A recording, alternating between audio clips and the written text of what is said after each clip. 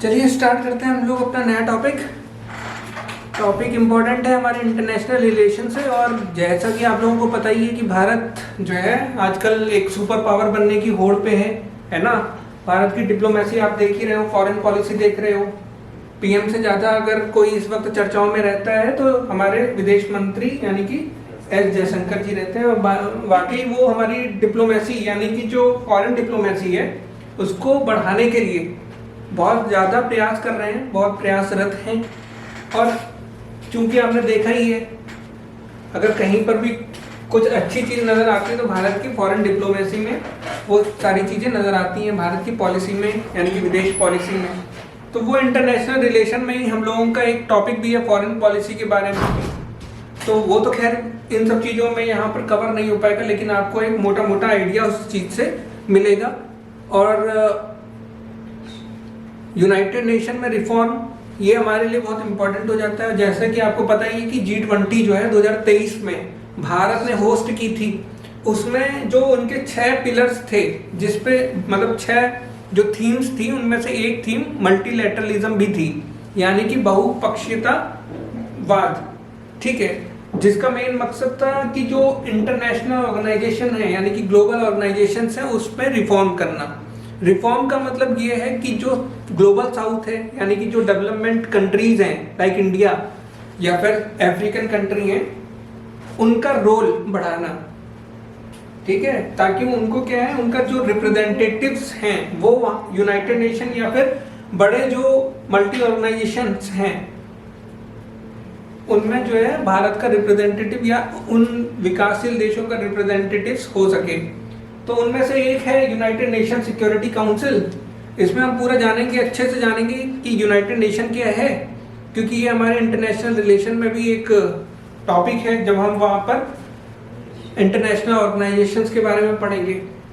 ठीक है, तो इसके अलावा करंट में क्या चल रहा है, जैसे कि आपको पता ही है कि भारत ने जो है अभी फरवरी में ही बजट यूनियन बजट लॉन्च किया था। उस यूनियन बजट में क्या किया है, जो हम लोग फॉरेन एड दी जाती है यानी कि हम अपने बजट में कुछ राशि या धनराशि या फिर एक्सपेंडिचर जो होते हैं दूसरे देशों के लिए भी रखते हैं। जैसे कि आपको पता ही है कि भारत की जो डिप्लोमेसी है या फॉरेन जो मिनिस्ट्री है उसका स्लोगन ही है वसुधैव कुटुंबकम, यानी कि the whole earth is my native. ठीक है, तो उस चीज को फॉलो करने के लिए भारत जो है केवल भारत के लोगों के लिए ही नहीं, विदेशी लोगों के लिए भी बजट में प्रावधान करता है। ठीक है, उसमें से एक आपका यूनाइटेड नेशन है। इसके अलावा आपने देखा होगा कि मालदीव के लिए भी बजट रखा था, उसको भी कट कर दिया गया है। श्रीलंका को भी भारत जो है अपने बजट से कुछ ना कुछ देता है, मतलब कुछ ना कुछ एक्सपेंडिचर उसके लिए भी रखता है, अपने पड़ोसी देशों के लिए भी रखता है ना। जबकि आपको पता है कि भारत के सामने चैलेंजेस इतनी ज़्यादा है, पॉपुलेशन इतनी ज़्यादा है, रिसोर्सेज बहुत कम है, लेकिन लिमिटेड रिसोर्सेज होने के बाद भी हम लोग विश्व के लोगों के कल्याण के लिए कुछ ना कुछ जहाँ तक हो सके उतना करने की कोशिश करते हैं। तो उसमें से ही एक ये स्टेप भी है कि भारत जो है यूनाइटेड नेशन को, ताकि यूनाइटेड नेशन अपने काम कर सके, ठीक है, उसके लिए भारत जो है बहुत बड़ी धनराशि यूनाइटेड नेशन को अपने बजट से देता है। ठीक है, जबकि भारत क्या है, विकासशील देश है ना। हमें खुद ज़रूरत है, लेकिन फिर भी हम क्या कर रहे हैं, कंट्रीब्यूशन कर रहे हैं। किस लिए कर रहे हैं, ताकि जो वेलफेयर हो सके अदर कंट्रीज का थ्रू यूनाइटेड नेशन, है ना। इन सब चीज़ों के लिए भारत क्या है, प्रोवाइड कराता है। लेकिन अब क्या किया है, अब भारत ने ये आधी कर दी है। और ये सबसे बड़ी न्यूज़ है, केवल भारत के लिए ही न्यूज़ नहीं है, ये कहाँ के लिए, वर्ल्ड मीडिया में भी इसको कवर किया गया है कि आखिर ऐसा क्यों। ठीक है, तो उस पर थोड़ा बहुत चर्चा कर लेंगे और फिर यूनाइटेड नेशन के बारे में भी जानेंगे और भारत की क्या डिमांड है, किस टाइप का रिफॉर्म चाहता है, रिफॉर्म में भारत की क्या डिमांड है, इस चीज़ को हम सबसे पहले देखेंगे। और इसके अलावा कौन जो है भारत का विरोध कर रहा है उसके बारे में हम जानेंगे कि भारत जो है किस ग्रुप का मेंबर है और कौन कौन से ग्रुप, यानी कि G4 के बारे में डिस्कस करेंगे और कॉफ़ी क्लब के बारे में डिस्कस करेंगे कि ऐसे कॉफ़ी क्लब जो है भारत का विरोध कर रहा है। ठीक है, बताने की जरूरत नहीं है कि चीन सबसे बड़ा रो रहा है भारत के सामने। ठीक है, और ये सब चीज़ें भारत के सामने क्या एक चैलेंज है, चुनौती है, इनको कैसे पार पाना है ताकि हम लोग यूएनएससी की परमानेंट सीट हासिल कर सकें। तो 1 फरवरी को जो बजट दिया था अंतरिम बजट का मतलब है सरकार का मतलब कार्यकाल पूरा होने वाला है, चुनाव होने वाले हैं, जिस साल चुनाव होते हैं उस साल अंतरिम बजट यानी कि इंटरिम बजट आपका आता है, ठीक है। वो कच्चा बजट होता है, रॉ बजट कह सकते हैं उसको। जब सरकार बनेगी, नई सरकार, चाहे ये सरकार रहे चाहे कोई दूसरी सरकार रहे, वो अपना बजट लेके आएगी। तो उससे पहले 382 करोड़ रुपए की मदद दी जाती थी, लेकिन इसको क्या कर दिया, 175 करोड़ कर दिया है, ठीक है। तो याद रखिएगा G20 था, G20 में एक थीम थी मल्टीपोलैरिटी, यानी कि मल्टीपोलैरिटी या फिर कह सकते हैं मल्टीलैटरलिज्म, ठीक है। ये सारी चीजें जो है हमारी G20, और G20 किस में था, 2023 में हुआ था और भारत ने उसको होस्ट किया था। तो वो भारत की क्या छवि बता रही है, ग्लोबल लीडर की एक छवि दिखाती है, याद रखिएगा।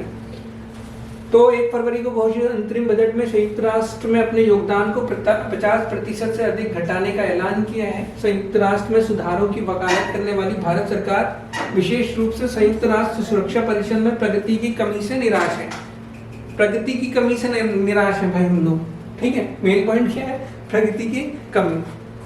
अब क्या है कि हमारे यूनाइटेड नेशन में अभी जानेंगे 193 देश हैं, 5 परमानेंट मेंबर हैं, ठीक है।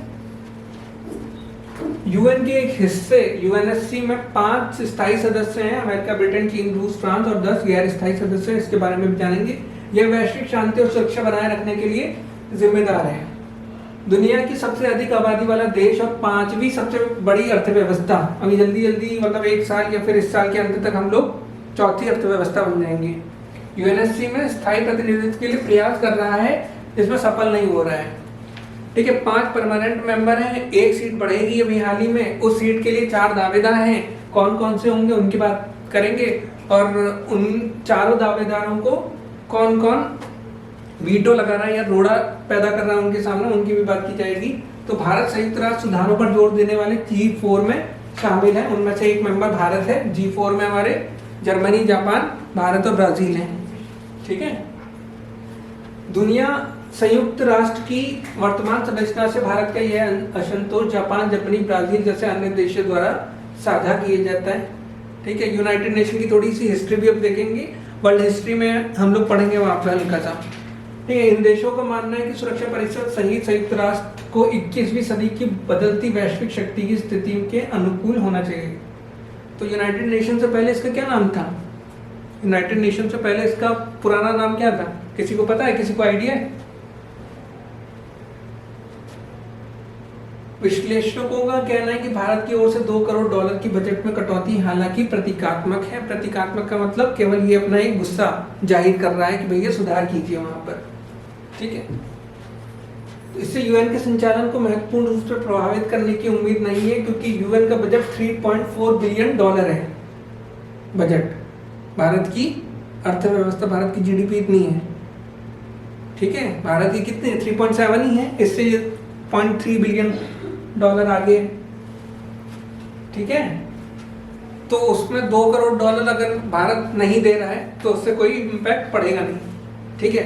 $3.4 बिलियन का मतलब है, अब समझ सकते हो कि भारत की जो इकोनॉमी है 3.7 बिलियन नहीं ट्रिलियन है भारत की, सॉरी, ये $3.4 बिलियन का मतलब होगा आपका 80 से मल्टीप्लाई कर दीजिए 80 रुपए से, उतने करोड़ हो जाएगा, ठीक है।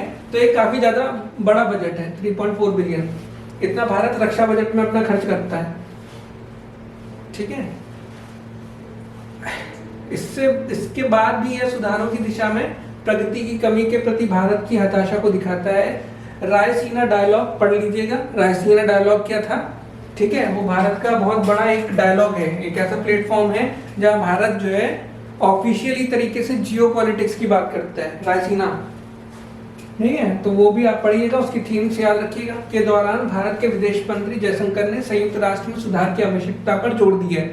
तो ये जितने भी भारत इंटरनेशनल इवेंट करवाता है तो सबसे बड़ी जो भारत की डिमांड रहती है, मांग क्या रहती है भाई, यूएनएससी में रिफॉर्म, यानी कि वो चाहता है, भारत चाहता है कि यूएनएससी की सिक्योरिटी काउंसिल में हम परमानेंट मेंबर बन सकें, ठीक है। G20 में भी भारत की यही थीम थी, रायसीना में भी थीम है, और जहां पर भी इस प्रकार की कोई भी चीज आती है वहां पर क्या है, भारत की यही डिमांड रहती है कि यूएनएससी में भारत की मेंबरशिप मिले, मतलब सिक्योरिटी काउंसिल में। इसके अलावा भी देखा होगा कि जयशंकर जी ने, यानी कि विदेश मंत्री ने, बहुत तगड़ा बयान दिया था कि जो वेस्टर्न कंट्रीज हैं वो वहां पर रोक नहीं लगा रहे हैं, वो रिफॉर्म के खिलाफ नहीं है वेस्टर्न कंट्रीज। एशियन कंट्रीज बिना नाम लिए, यानी कि वो चाइना को इंडिकेट कर रहे थे कि ये लोग रोड़ा अटका रहे हैं, ठीक है। और ये रोड़ा इसीलिए अटका रहा है क्योंकि पता है चाइना को कि सबसे बड़ा मजबूत दावेदार सीट के लिए कौन है, भारत है, ठीक है। जब संयुक्त राष्ट्र की, उसके बाद जो है चाइना का भी रिप्लाई आया है, ठीक है, बहुत सही तरीके से उन्होंने भी एक रिप्लाई दिया उस चीज के लिए। जब संयुक्त राष्ट्र की स्थापना हुई थी तो लगभग 50 सदस्य थे, अब 4 गुना हो चुकी है, ठीक है। बदलते परिदृश्य के अनुकूल होना सामान्य ज्ञान है, ये भी उन्होंने एक कमेंट किया था इस वक्त। तो दिखा सकते, ये मतलब ये शो कर रहा है कि भारत कितना ज्यादा क्यूरियस है इस चीज के लिए कि हमें मेंबरशिप मिले, क्योंकि पता है कि कहीं ना कहीं तो चेंज होने ही वाला है यूएनएससी में। वैश्विक संकटों, जो ग्लोबल कॉन्फ्लिक्ट्स हैं, उसमें संयुक्त राष्ट्र की जो प्रभावशीलता है वो संदिग्ध रही है ना। आपने देखा हो इजराइल, हमास, यूक्रेन, रशिया, ठीक है। इसके अलावा और भी जो आपका सूडान वाला केस हुआ है, वहां पर इसने रूस यूक्रेन युद्ध और इजराइल हमास जैसे चल रहे संघर्षों को सुलझाने में फेल साबित हुआ है। इसके अतिरिक्त संयुक्त राष्ट्र जलवायु परिवर्तन पर आम सहमति बनाने या ठोस कार्रवाई करने में भी विफल रहा है, ठीक है। ये कुछ कहा था, चीन भारत का क्यों कर रहा है विरोध, एक स्टेटमेंट दिया था, ये हमारे विदेश मंत्री जी का स्टेटमेंट है, जिसके बाद उन्होंने चीन को बहुत लताड़ा था, है ना।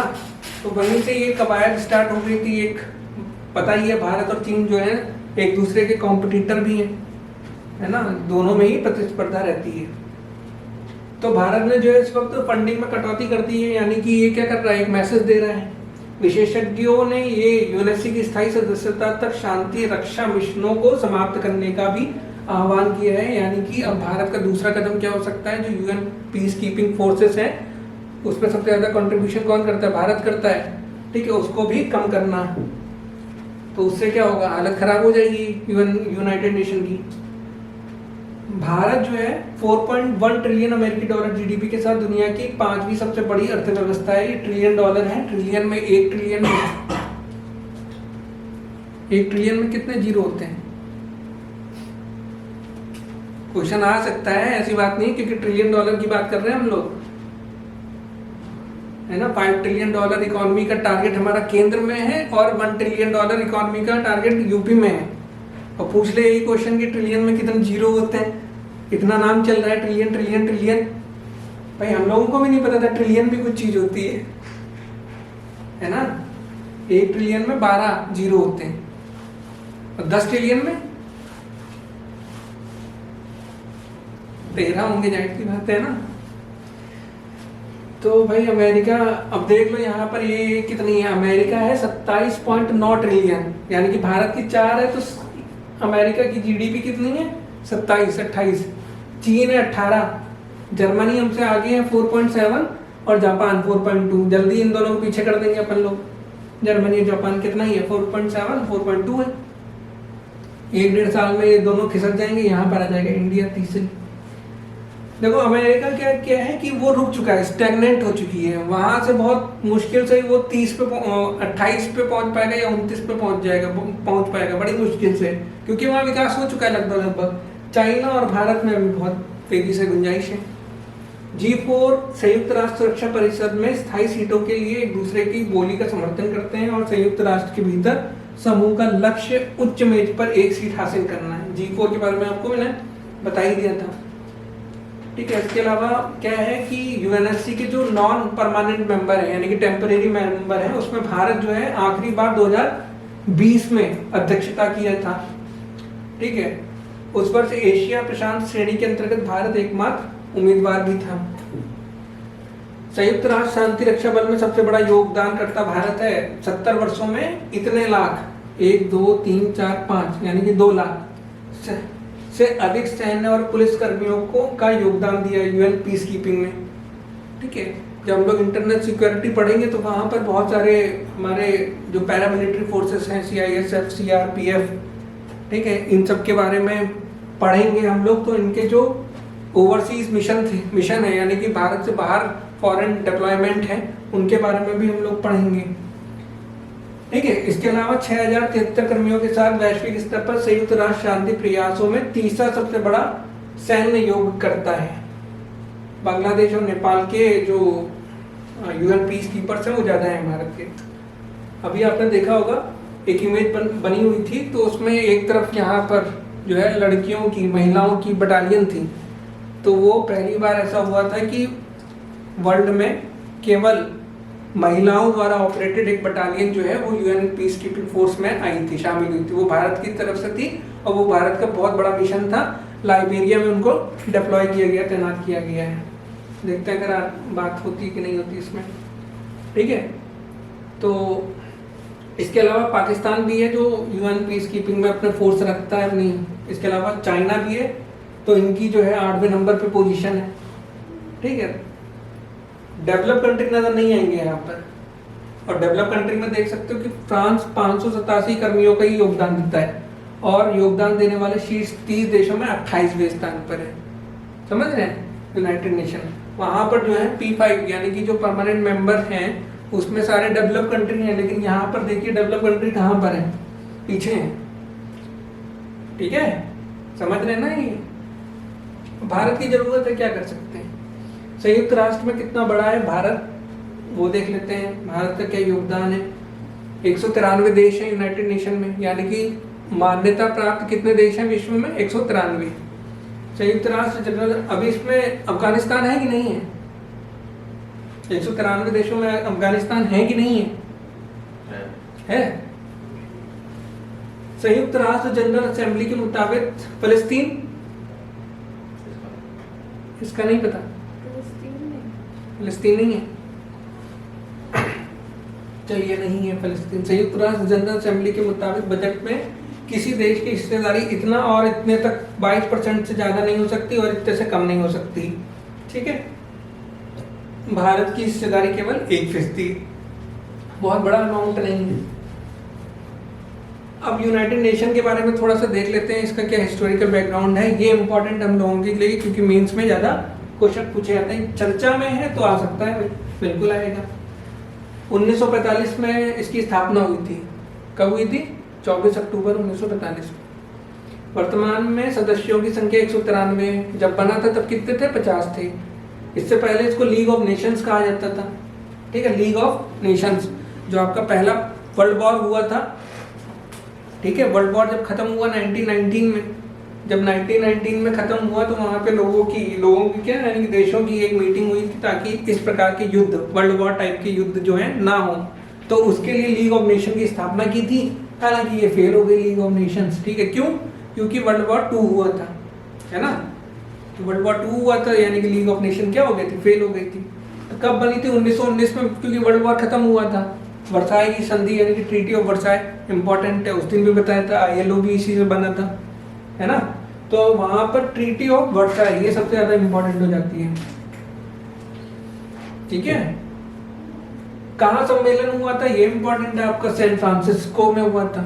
जब हम लोग IMF या फिर वर्ल्ड बैंक पढ़ेंगे इंटरनेशनल ऑर्गेनाइजेशन में, तो वहां ब्रेटन वुड कॉन्फ्रेंस पढ़ेंगे, यहाँ पर सैन फ्रांसिस्को कॉन्फ्रेंस है। 50 लोग थे तब। ठीक है, ये याद रखिएगा। इसके एलिमेंट्स, इसके अवयव यानी कि इसके जो संस्थाएं हैं वो कौन कौन है?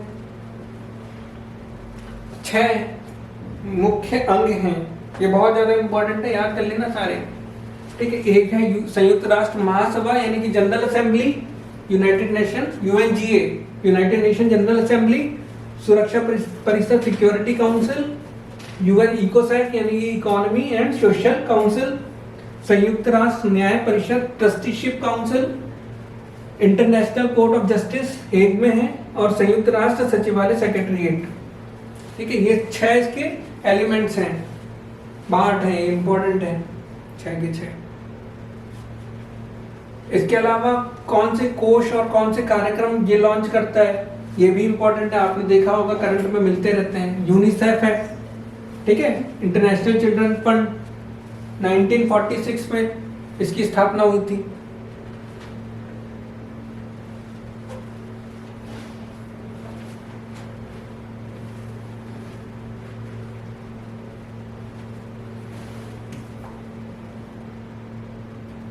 ठीक है।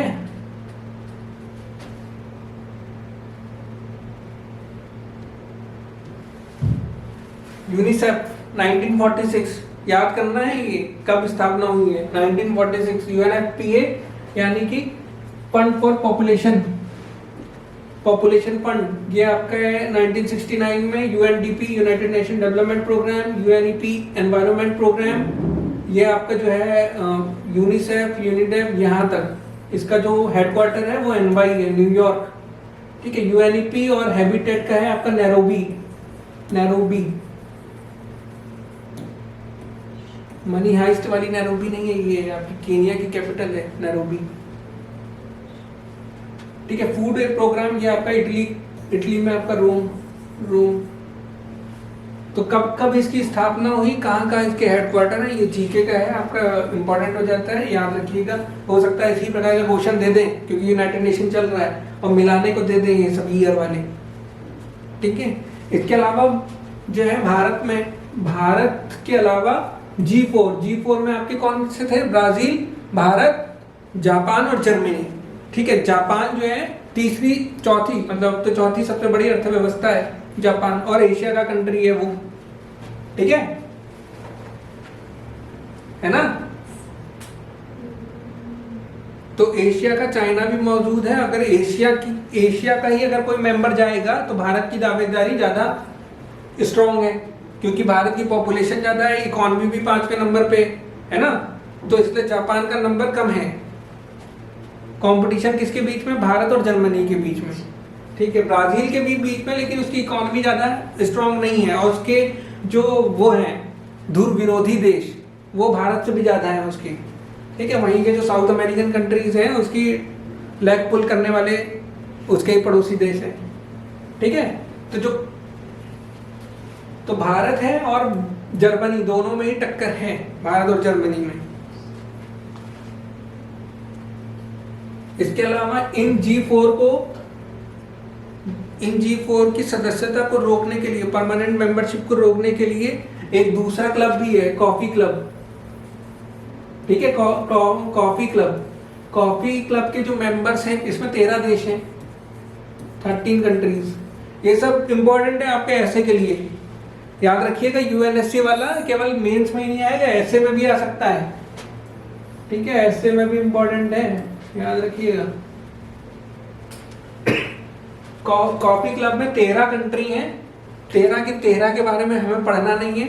इस 13 में एक जो भारत के मतलब का है वो है पाकिस्तान, ठीक है। ये जो कॉफी क्लब वाले जितने भी मेंबर्स हैं, 13 मेंबर्स, वो G4 के मेंबर्स का विरोध करते हैं, इनको मेंबरशिप नहीं देना चाहते हैं वो लोग, ठीक है। उनका एक कैंपेनिंग चलती है, यूनाइट फॉर कंसेशन,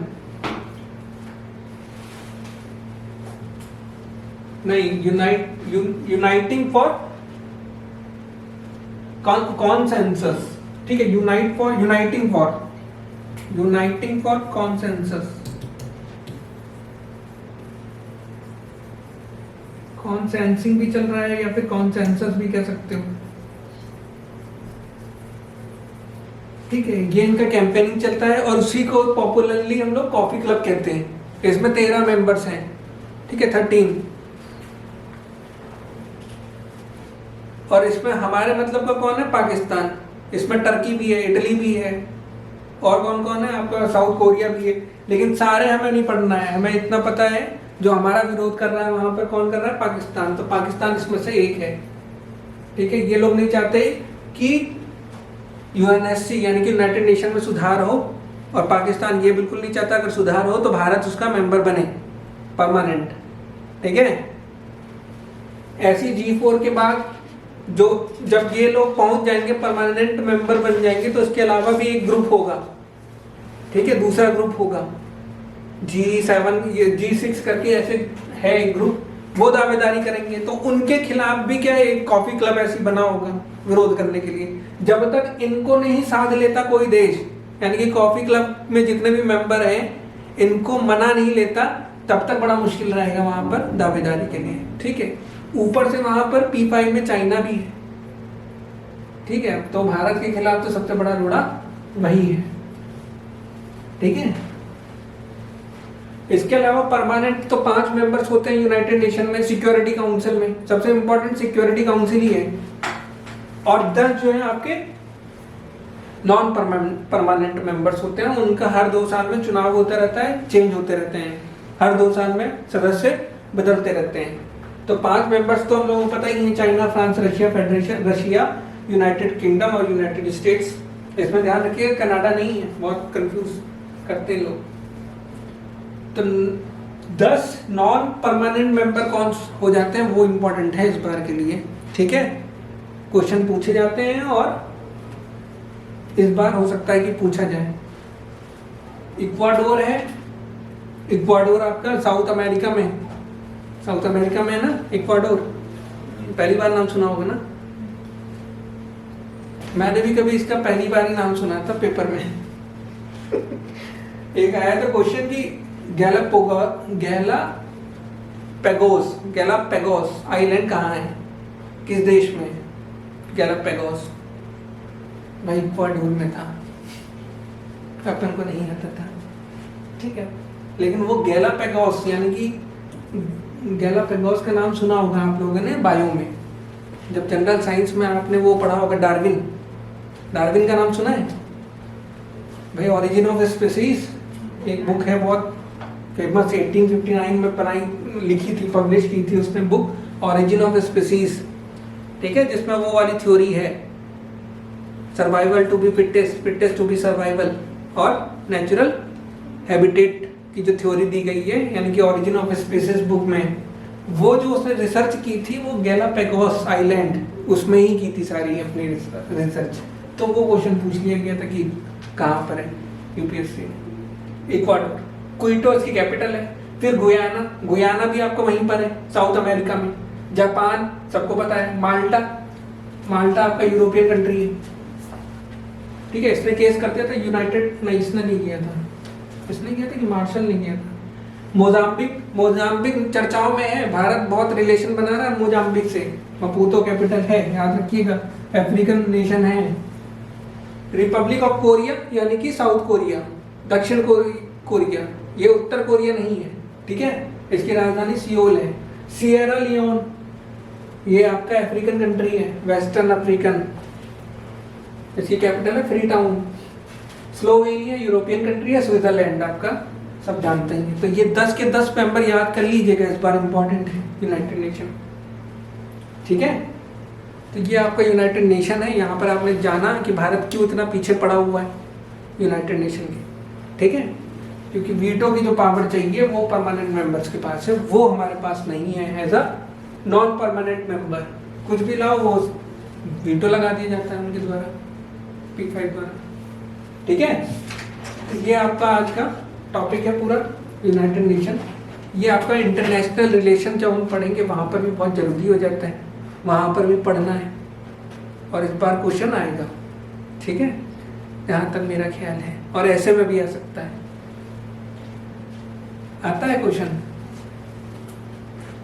आएगा, ठीक है। अच्छा, एक न्यूज़ तो आपको पता ही चल गया, RO कैंसिल हो ही गया, तो उसका जो है अब 6 महीने के अंदर करवाया जाएगा। लेकिन कब करवाया जाएगा? मार्च या जून में। मार्च तो चल ही रहा है, मार्च में नहीं, जून जुलाई में करवाया जाएगा। तो फिर से लगेंगे RO के लिए, ठीक है। अब बहुत अच्छा मौका मिला है।